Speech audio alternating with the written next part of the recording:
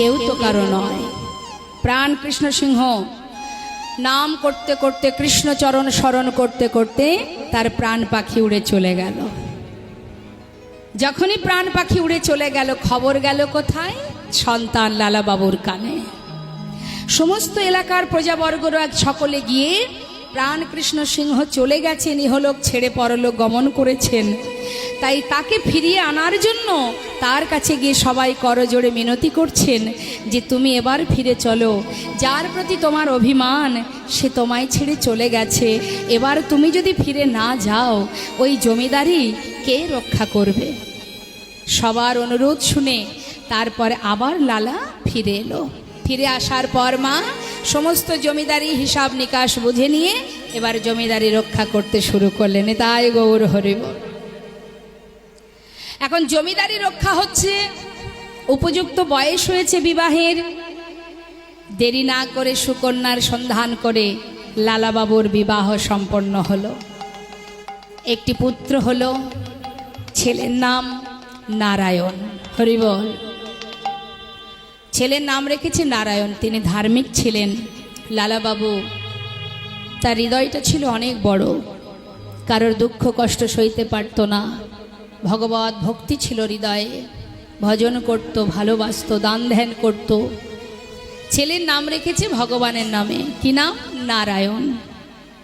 তাই এখান থেকে একটা কথা আমি বলবো, সন্তান যখন হবে সন্তানের নাম ভগবানের নামে রাখবেন, তাতে মঙ্গল হবে তার, আপনারও মঙ্গল হবে।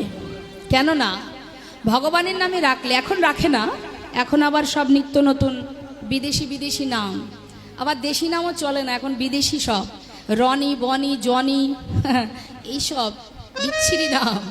হ্যাঁ, কিন্তু ভগবানের নাম রাখার কথা বললে ওসব চলবে না। এখন কত ভালো ভালো নাম বেরিয়েছে,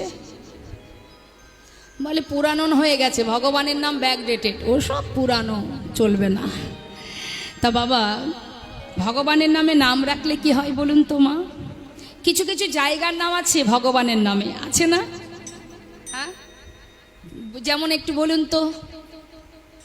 দুর্গাপুর, মা মায়ের নাম তো পরম বৈষ্ণবী মা দুর্গা। হ্যাঁ, কৃষ্ণনগর, গোপালনগর, বিষ্ণুপুর, শিবতলা, ভগবানের নাম তো।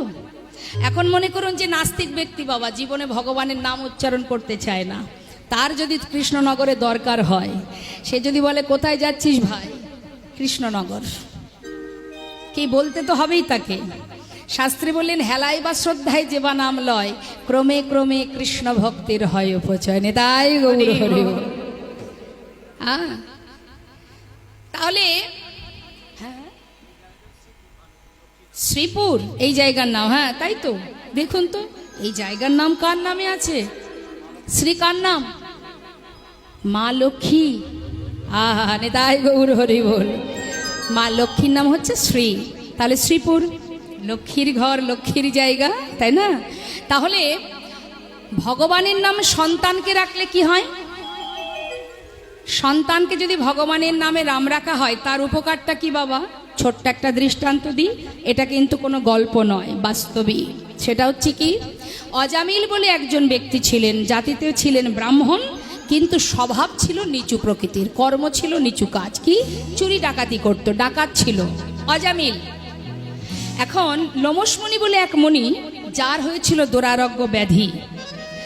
দেবর্ষি নারদ বললেন, যদি কোনো ব্রাহ্মণ, তার কর্ম হবে নিচু কিন্তু জাতিতে হবে উঁচু, অর্থাৎ ব্রাহ্মণ জাতি, সেই ঘর থেকে যদি তুমি ভিক্ষা করে সেই ভিক্ষার তণ্ডুল রন্ধন করে সেবা করো, তোমার রোগ ভালো হয়ে যাবে। এখন লোমসমণি চিন্তা করছেন, জাতিতে ব্রাহ্মণ, তার কর্ম হবে নিচু প্রকৃতির, এমন ব্রাহ্মণ আমি কোথায় পাব? তিনি সন্ধান লাগালেন চারিদিকে, খুঁজতে খুঁজতে বাবা ওই অজামিল প্রতিদিন তার সন্তানদের নিয়ে ডাকাতি করতে যায়। এখন সেই বাড়িতে পৌঁছালেন। অজামিলের স্ত্রী ছোট্ট সদ্যজাত শিশু কোলের মধ্যে করে নিয়ে ঘরে, মনি এসেছে ভিক্ষা নেবে, তাই বাচ্চাটিকে কোলে করে নিয়ে এক মুষ্টি তণ্ডুল ভিক্ষা দিয়েছে। ভিক্ষার টাকা নিয়ে সেই ভিক্ষা মানে সেই তণ্ডুল রন্ধন করে সেবা করেছে। সেবা করার পর তার সেই ব্যাধি দূরীভূত হয়। যখন তার ব্যাধি দূর হয়ে যায়, সে খুশি মনে মনে মনে আনন্দে বলে উঠলেন, আহা, যে আমার এত বড় উপকার করলো, আমি তাকে একটু আশীর্বাদও দিলাম না, যাই একটু আশীর্বাদ করে আসি। দেরি না করে মণিবর লোমশমণি তিনি গেলেন। গিয়ে তিনি আবার যেই না দ্বারে গিয়ে পৌঁছালেন, ভাবছে বোধহয় আবার ভিক্ষা নেবে। তখন লোমশমণি বললেন, মা, আজ আর আমি ভিক্ষা নেব না, আজ এসেছি, আজ আমি বড় খুশি, আমার সমস্ত ব্যাধি দূর হয়েছে তোমার এই ভিক্ষা থেকে, তাই আশীর্বাদ করতে এলাম। কি আশীর্বাদ? না, তোমার কোলে যে ছোট্ট শিশুটি আছে, এই শিশুটি আশীর্বাদ স্বরূপ আমি নাম দিয়ে গেলাম, এর নাম নারায়ণ। নেতায় গৌর হরে।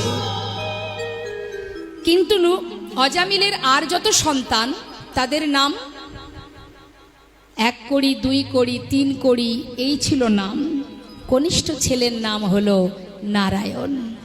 যে ব্যক্তি সারা জীবন ডাকাতি করেছে, চুরি করেছে, যখন তার অন্তিম সময় এলো, বাবা শয্যায় শুয়ে আছে, অন্তিম মুহূর্ত, যমদূত চলে এসেছে নিয়ে যাওয়ার জন্য। অপরাধ করেছে সারা জীবন, যমালয়ে নিয়ে যাবে, যমদূত এসেছে।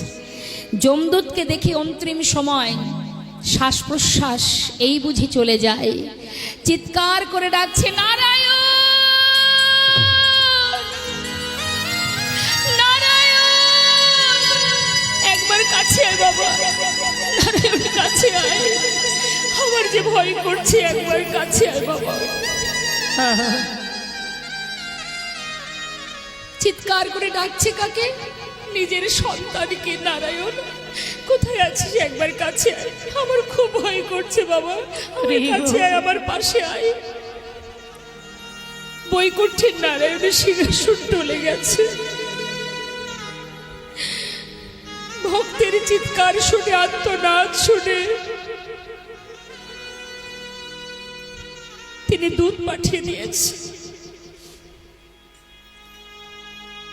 লক্ষ্মী জিজ্ঞাসা করছে, প্রভু তুমি কাঁদছো কেন? দেখছো না আমার ভক্ত আমাকে কত চিৎকার করে ডাকছে। বিষ্ণু দূত এসে দেখছে কি যমদূত দাঁড়িয়ে আছে, তোমরা এখানে কেন? ওকে নিয়ে যাওয়ার জন্য এসেছি। তোমরা তো নিয়ে যেতে পারবে না। কেন? সারা জীবন পাপ করেছে, পাপে পরিপূর্ণ ওর দেহ, ওকে যমালয়ে যেতে হবে। না, ও তো আর যাবে না। দেখছো না, দেখতে পাচ্ছ না কার নাম করছে? হ্যাঁ, ও তোর ছেলেকে ডাকছে। ও তো বৈকুণ্ঠের নারায়ণকে ডাকছে না, ডাকছে তার নিজের ছেলের নাম নারায়ণ, তাই সেই ছেলেকে ডাকছে। তখন বিষ্ণুদূত বলে উঠলেন, শোনো, যাকে উদ্দেশ্য করেই ডাকুক না কেন, নামটা তো সেই নারায়ণ। যে নাম একবার উচ্চারণ করতে পারে, ডাকার মতো একবার ডাকতে পারে, এক ডাকে বৈকুণ্ঠের নারায়ণের সিংহাসন টলে যায়। এই সেই অজামিল, যার এক ডাকে আমাদেরকে পাঠিয়ে দিয়েছে বিষ্ণু। ওকে তো আমরা নিয়ে যাব, তোমরা নিয়ে যেতে পারবে না, কারণ ওর সমস্ত অপরাধ দূর হয়ে গেছে। তাই তো শাস্ত্রে বলে, হে মা